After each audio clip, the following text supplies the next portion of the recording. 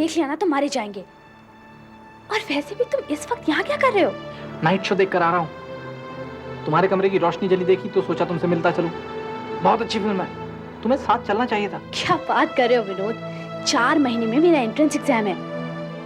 गुंटूर की sugar factory के manager Subramaniam की इकलौती बेटी भारती का इंजीनियरिंग की पढ़ाई कर रहे विनोद से रिश्ता 1 साल पहले शुरू हुआ।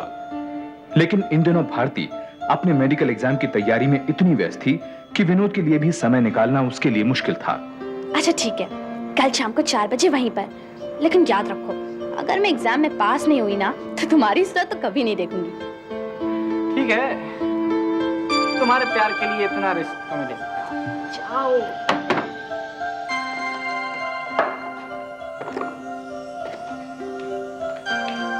भारती कुछ खा ले। नहीं।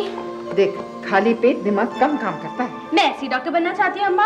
आप हो ना घर में एक होनहार डॉक्टर। रोल नंबर रख लिया तूने? हाँ। और वो पेन एक आध फालतू रख लेना। हाँ अप्पा सब कुछ रख लिया, आप जल्दी करो बस। मैं तैयार हूँ बिल्कुल। तो चले। और नाश्ता?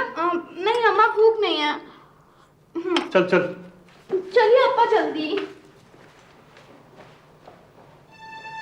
हे भगवान, इसका पर्चा अच्छा करवा देना।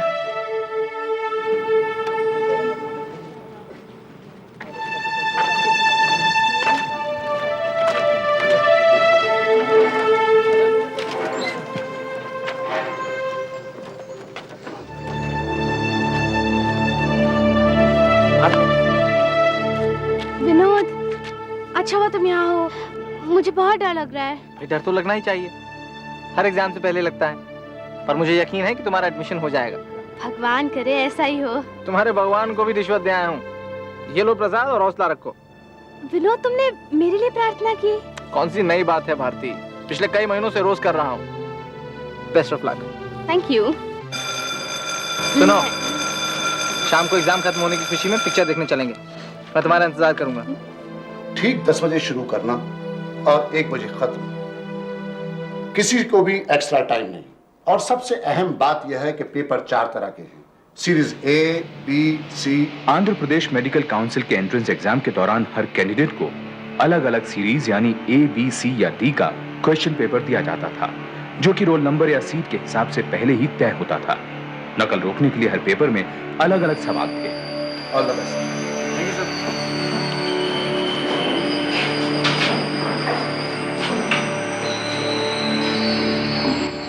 Good morning everybody. Very good. मेरा नाम चंद्रशेखर है और इस एग्जाम में आपका मैं इन्विजिलेटर हूँ। ओके? Very good. तो टाइम है, आप लोग अपनी वजह खिला लीजिए।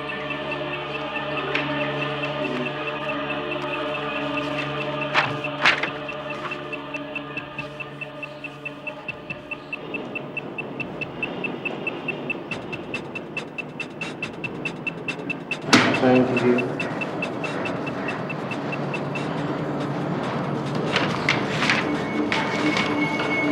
Thank you. आपका roll number? C14161। Bharti Subramaniam. Okay. Oh, मुझसे ये तो गलती हो गई। आपको डीसी से क्वेश्चन पेपर देना था। क्या मतलब? कोई बात नहीं, मैं इसे चेंज कर देता हूँ, आप रुकिए। सर लेकिन सुनो, भास्कर साहब, इसको साथ तो मैं हूँ। तुम्हें बोला।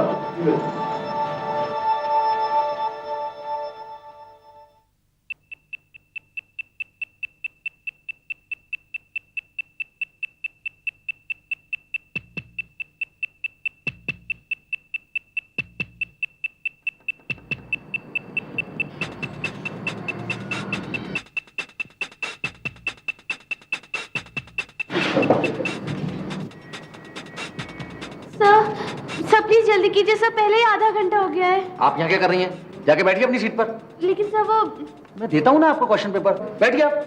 ये लीजिए। सर, ये है डीसीएस का पेपर, ये है आपका क्वेश्चन पेपर, जाइए बैठिए।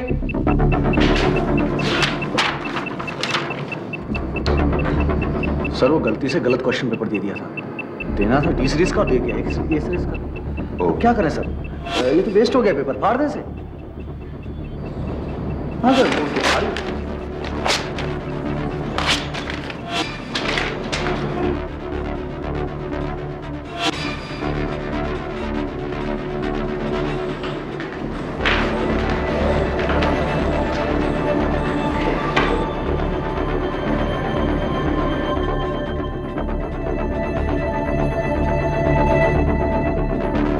चलिए जल्दी कीजिए, सिर्फ 10 मिनट रह गए हैं।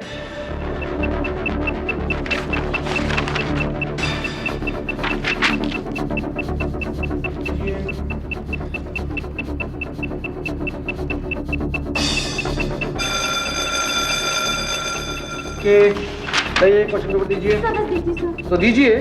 सर बस आप पहले सबसे लीजिए सर। मुझे मालूम है मुझे क्या करना है। सर मैंने देर से भी तो शुरू किया था सर। आप मेरा समय बर्बाद कर रही हैं। छोड़िए इसे। Sir please sir sir sir. दीजिए, आप भी दीजिए। Thank you.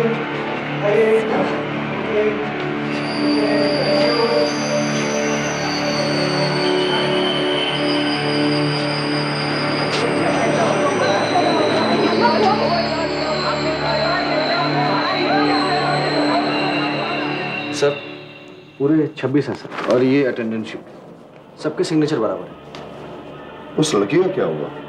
कुछ नहीं सर, एक्स्ट्रा टाइम मांग रही थी। तो सर मैं थोड़ा जल्दी में हूँ, इसलिए आज मेरी बीवी आ रही है, 2:30 बजे उसकी गाड़ी स्टेशन पहुंच जाएगी। मैंने रिपोर्ट बना दी है सर। उस लड़की के बारे में क्या लिखा है? सर कुछ लिख के बात बढ़ाने वाली बात थी। हाँ मैंने इतना जरूर लिख दिया इसमें कि मेरी गलती से क्वेश्चन पेपर खराब हो गया। अपनी बीवी से बहुत डरते हो। एक्स्ट्रा टाइम भी नहीं दिया। अरे उस लड़की के करियर का मामला था। छोड़िए ना सर, अगले साल फिल्म दान दे देगी। मैं चलता हूँ सर, मुझे बहुत देर हो रही है। Okay sir.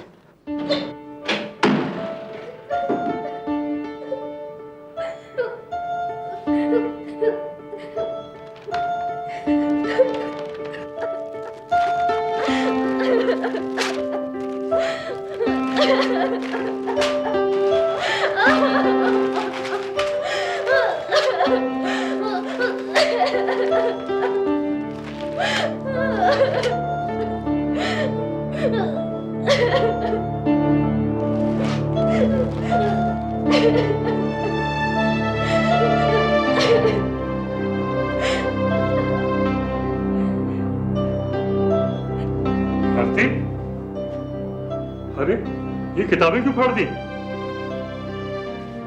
क्या हुआ बेटे? इम्तिहान ठीक नहीं हुआ क्या? अप्पा अप्पा मैं पेपर पूरा नहीं कर पाई अप्पा। अप्पा उन्होंने मुझे पूरा समय नहीं दिया। तो ये कैसे हो सकता है बेटे? समय तो सबको बराबर मिलता है। नहीं अप्पा, मैंने उनसे बहुत विनती की अप्पा, पर उन्होंने मेरी एक ना सुनी। मुझे गलत क्वेश्चन पेपर दिया अप्पा, और फिर उसे बहुत देर बाद बदला। अप्पा मुझे एक्स्ट्रा टाइम भी नहीं दिया अप्पा। रो क्यों रही है? अम्मा मैं पेपर पूरा नहीं कर पाई, अब मेरा एडमिशन कभी नहीं होगा। अरे परवाह नहीं, अगले साल हो जाएगी। इतनी सी बात के लिए कोई रोता है? हाँ?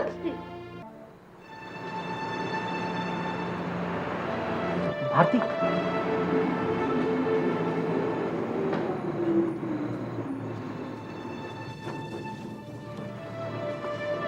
मैं बहुत दुखी हूँ विनोद। मेरा मन तुमसे मिलने को बहुत चाह रहा था। मैं तुम्हें कुछ बताना चाहती थी। चलो शुक्र है भगवान का, कम से कम दुख में तो याद किया। मजाक छोड़ो विनोद और मेरी बात सुनो।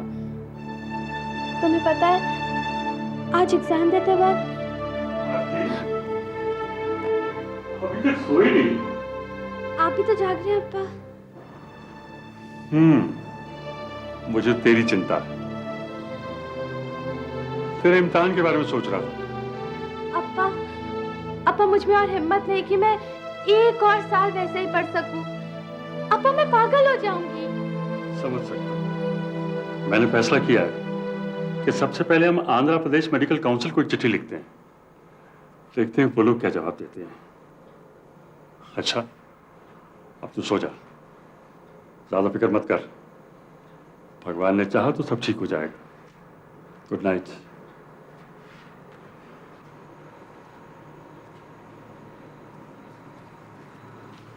विनोद अब तुम जाओ। पहले बताओ कि अप्पा किस बारे में बात कर रहे थे? विनोद मुझे गलत क्वेश्चन पेपर दिया गया और फिर उसे बदलने में मेरा आधा घंटा वेस्ट हो गया। मैं अपना पेपर पूरा नहीं कर पाई विनोद। अगले ही दिन भारती के पिता ने मेडिकल काउंसिल के कन्वीनर को एक चिट्ठी भेजी लेकिन जब 3 हफ्ते तक कोई जवाब नहीं आया तो भारती ने खुद काउंसिल मेंबर से मिलने का फैसला किया। आप रुकिए, अभी हमारी कंपनी में सब मीटिंग है। बहुत ही बदतमीज किस्म की लड़की है सर। उस दिन भी शोर मचाया और देखिए आज भी यहां तक पहुंच गई। पर क्या ये सच है कि उस लड़के को जो क्वेश्चन पेपर मिला था वो गलत था? हाँ, लेकिन उसको बदल कर देने में मुझे कुछ ही क्षण लगे, 1 मिनट से भी कम। क्यों मिस्टर भास्कर? जी हाँ सर। जी हाँ सर। खैर, अब वो लड़की यहाँ आ गई है तो उसे क्या जवाब दे? जवाब? क्या बात कर रहे हैं मिस्टर नायडू? पहले ही हमारा कितना वक्त बर्बाद हो चुका है, और ऐसे अगर हम हर शिकायत का जवाब देने लगे ना तो फिर तो हो चुका है हमारा काम।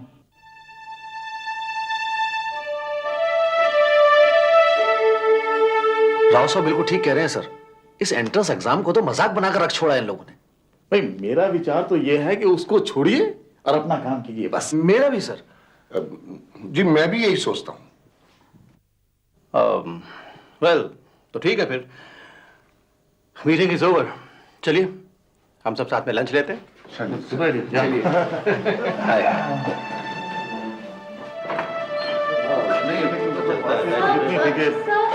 छोड़िए ना सर, लंच के लिए देर हो रही है। सर मेरी बात सुनिए सर, सर प्लीज, सर मेरी बात सुनिए, sir please, sir 1 minute sir, please sir.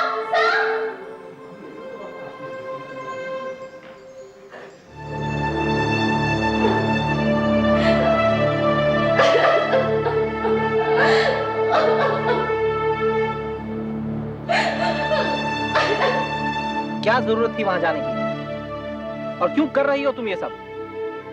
Vinod, वो लोग कम से कम मुझसे बात तो कर सकते थे ना? क्यों करते हो तुमसे बात? तुम्हारे जैसे सैकड़ों जाते हैं उनके पास रोज।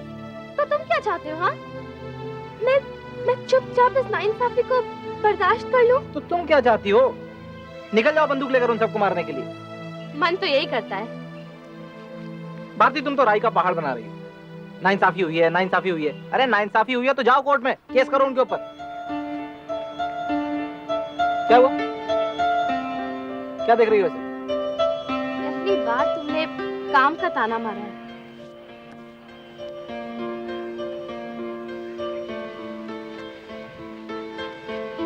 अब तो मैं इस केस को अदालत में ही लेकर जाऊंगी। Are you mad? तुम करना क्या चाहती हो भारती? देखो मैं तो तुम्हें समझा कर थक गया हूं, और अब एक बात मैं तुम्हें साफ बता देना चाहता हूं कि मैं तुम्हारे साथ तुम्हारी इस बेवकूफी में नहीं हूं। थैंक्स, पर अब शायद मुझे तुम्हारे साथ की जरूरत भी नहीं है।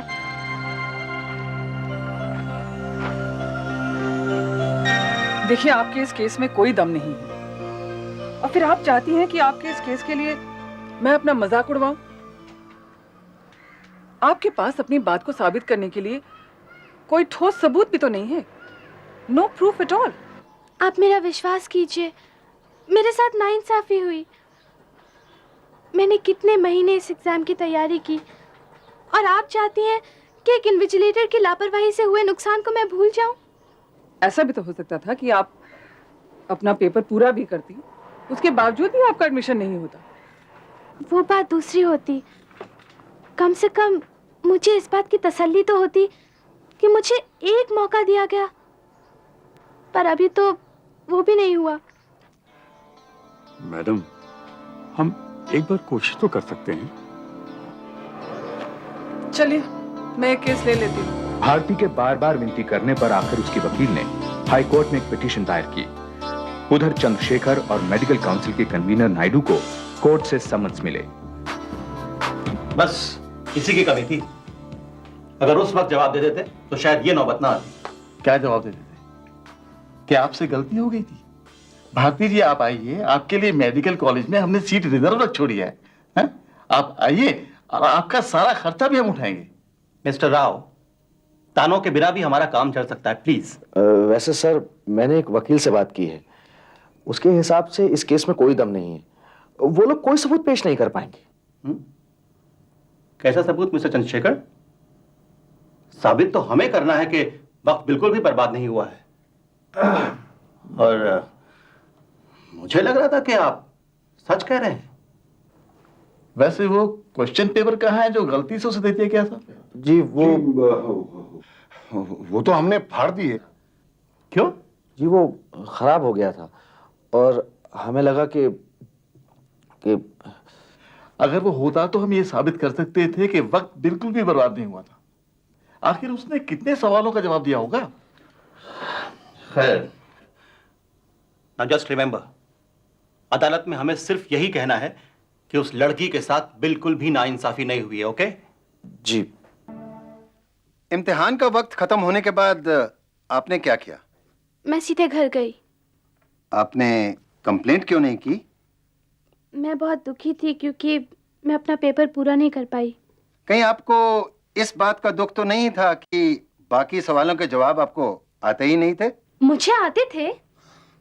हम कैसे मान लें? माय लॉर्ड, इसमें कोई दो राय नहीं कि भारती को एक गलत क्वेश्चन पेपर दिया गया। बहस इस बात की है कि उसे बदलने में कितना वक्त लगा।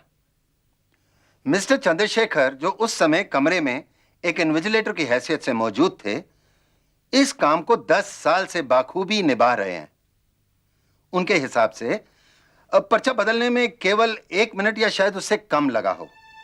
आंध्र प्रदेश हाई कोर्ट ने माना कि क्वेश्चन पेपर्स बांटने में गलती हुई थी, लेकिन उसे बदलने में कितना वक्त लगा यह पता लगाना बहुत मुश्किल था।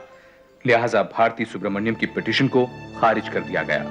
मिस्टर नायडू, इस केस में कोई दम नहीं था, आप ऐसे ही। कुछ दिनों बाद एपीएमसी के एग्जाम का रिजल्ट आया और भारती ने अपना पेपर बाहर निकलवा लिया। मैं आपसे कुछ कहना चाहती हूँ। देखो भारती, मैंने तुमसे पहले ही कहा था तुम्हारे केस में कोई दम नहीं है। पक्के तौर से कुछ भी कहना मुश्किल था। लेकिन मैं कुछ पक्के तौर पे कह सकती हूँ। बोलो। मेरा रिजल्ट आ गया और यह है मेरा पेपर। मुझे 200 में से 162 मार्क्स मिले। मैं सिर्फ 170 क्वेश्चंस का आंसर दे पाई थी और 169 मार्क्स वालों का एडमिशन हो गया। तो क्या आप अब भी यही कहेंगी कि इस केस में कोई दम नहीं? भारती के आंसर शीट के बिना पर वकील ने अब सुप्रीम कोर्ट में अपील की। भारती ने 170 सवालों के जवाब दिए, जिसमें उसे 162 अंक मिले और 169 मार्क्स लेने वाले सभी स्टूडेंट्स को मेडिकल कॉलेज में एडमिशन मिल गया है। योर लॉर्डशिप, अब आप खुद ही अंदाजा लगा सकते हैं, अगर भारती को पूरा समय मिला होता, उसने पूरे सवालों का जवाब दिया होता, तो क्या भारती को मेडिकल कॉलेज में एडमिशन नहीं मिलता? यह अदालत मानती है कि भारती सुब्रमण्यम के साथ नाइंसाफी हुई है, लिहाजा भारती सुब्रमण्यम को राहत मिलनी चाहिए और मैक्सिमम मार्क्स 200 की जगह उन्हें मैक्सिमम मार्क्स 170 के लिए अंक दिए जाए। अदालत के इस फैसले के कारण भारती का एग्रीगेट 94% हो गया और उसे मेडिकल कॉलेज में दाखिला भी मिल गया। लेकिन अदालत ने चंद्रशेखर और भास्कर के खिलाफ कोई कार्रवाई नहीं की। विनोद, तुम?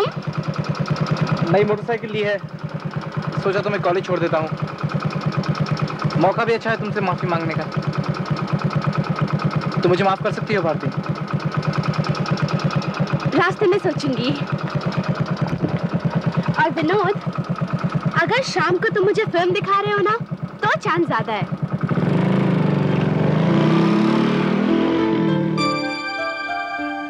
भारती सुब्रमण्यम को सन 2001 में MBBS की डिग्री हासिल होगी।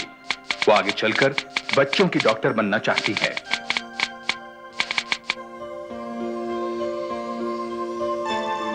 विनोद अपनी इंजीनियरिंग की पढ़ाई खत्म कर एक प्राइवेट फर्म में नौकरी कर रहा है। भारती के साथ उसका रिश्ता आज भी कायम है।